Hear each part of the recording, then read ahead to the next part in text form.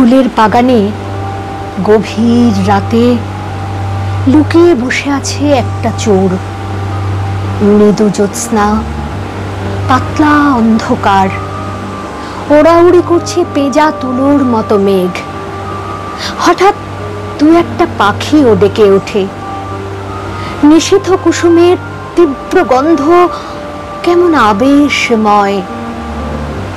সেই গন্ধ কি ওকে সম্মোহিত করতে পারে না?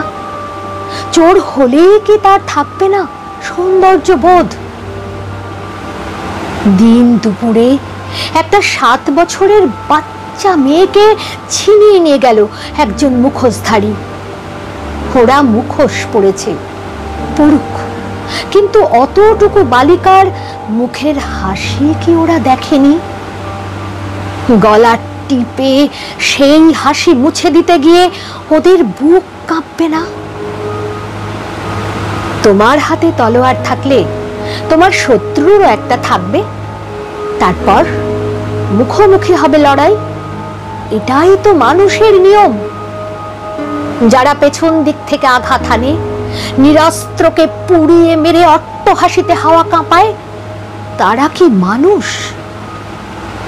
জনসংখ্যা যত বাড়ছে ততই মানুষের সংখ্যা কমে যাচ্ছে।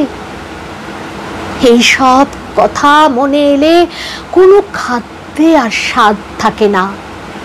সব সুরই মনে হয় বেসুরো।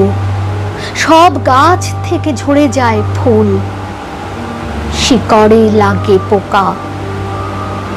নদীর ধারে নির্জন গাছতলায় এখনো কি কেউ আপন মনে বাঁশি বাজায়?